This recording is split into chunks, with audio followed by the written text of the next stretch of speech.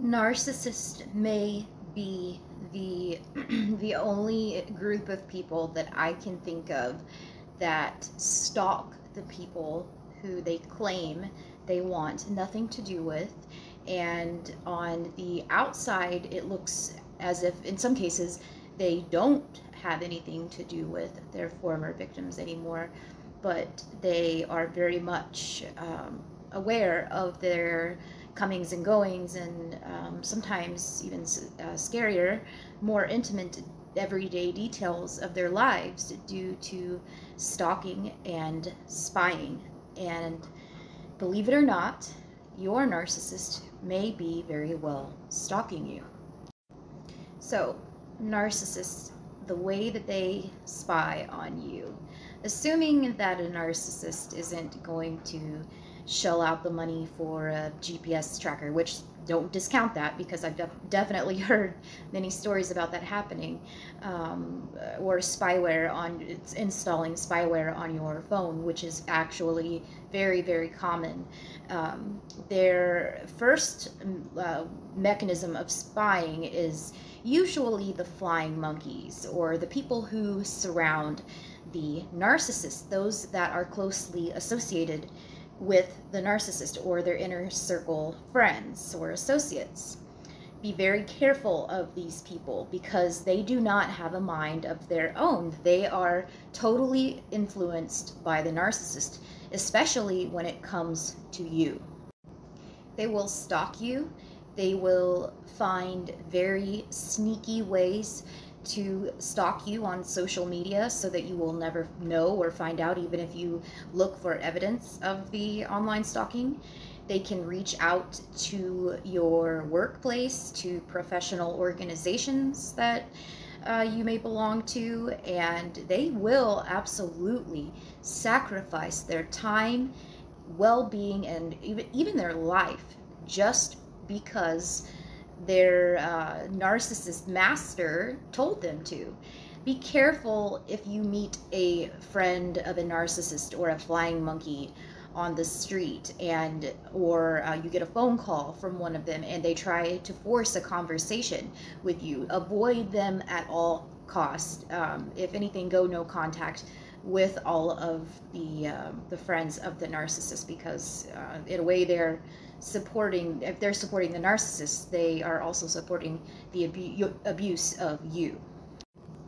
Check all of your social media accounts. Keep them tightly locked down. Only people that you have met in person. Your email accounts. If you can, start entirely just new email accounts altogether. And your phone text messages. Never ever give a narcissist or anybody who's associated with that narcissist access to your phone or your computer. You are going to have to change passwords quite a bit.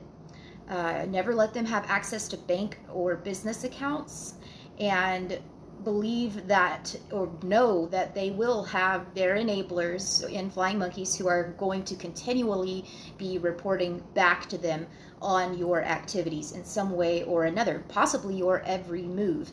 They could even have hired surveillance. And I have more than one client who is being legally stalked in this way, and most of the time the flying monkeys will just lie and make things up, or the narcissist, and they'll just take everything, that's been done and blame it on you. So don't try to protest things or make right with the narcissist or the flying monkeys, because they will also go to the extremes, like going to your workplace and trying to squeeze information out of coworkers, or possibly sabotaging your job or professional licenses.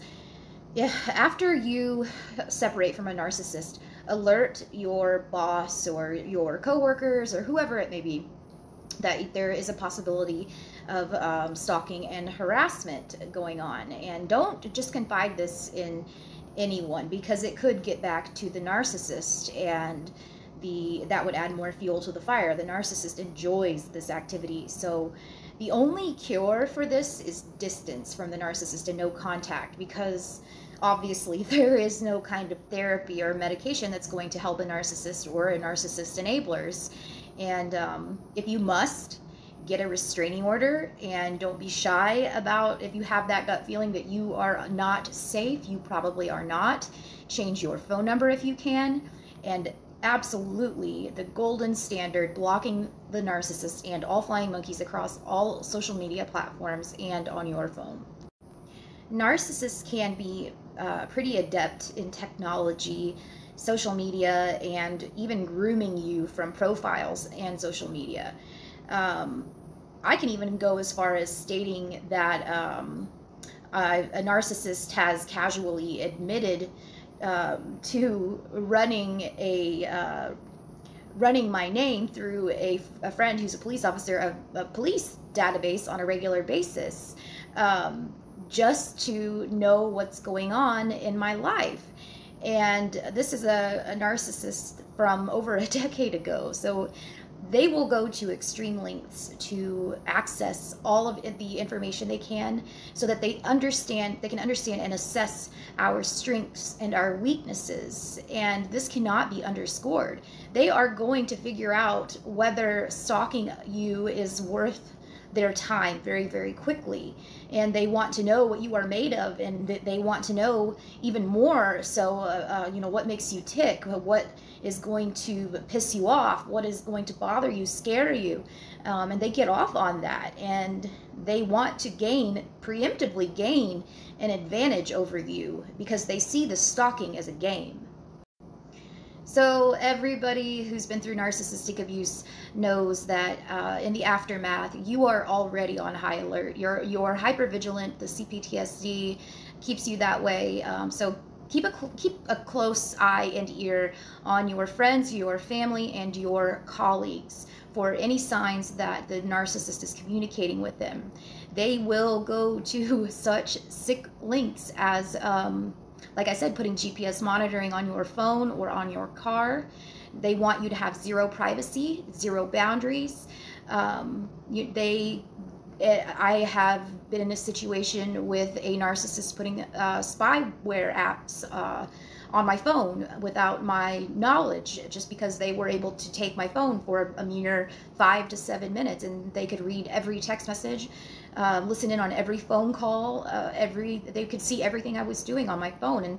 And you know, they have to pay for these services, but they absolutely exist, and they are absolutely utilized by narcissists. On social media, this is probably the bigger one. They are going to create false profiles, false emails, aliases, and they can even triangulate in stealth mode through social media by contacting your friends and your family after the discard. They, like I said previously, the flying monkeys, they will usually utilize them first to do all of their stalking, at least at first. Physical stalking, driving by, showing up unexpectedly, coincidentally, a little too bit of a coincidence in places that you usually go to, at your doorstep, watching you from across the street. And this is a very, very common tactic because again, before or after the discard, in their cluster B cookie cutter bullshittery, they truly do believe that they own you, and they love knowing that they are getting a rise out of you and probably scaring you. If you think that you are free of your narcissist because you have been no contact for a year, there is no, absolutely not. They have their radar on you, and you're innocently and blissfully doing your own thing while they're keeping very close tabs on you. And don't be fooled if 5 years goes by and you get an unexpected, oh, I heard, you know, somebody in your family died, and I just wanted to tell you that I'm sorry and I'm thinking of you, and click that phone down or that message down with the speed of lightning, because these slippery snakes have groomed you, and you must remember that.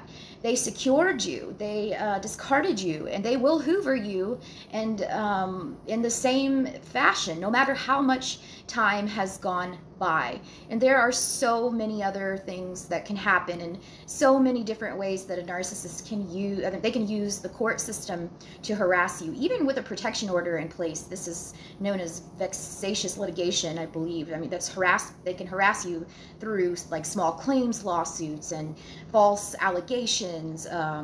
We see this a lot in child custody cases, and not necessarily that, but divorces and things like that. But please be on the lookout, and please never underestimate what the narcissist will do.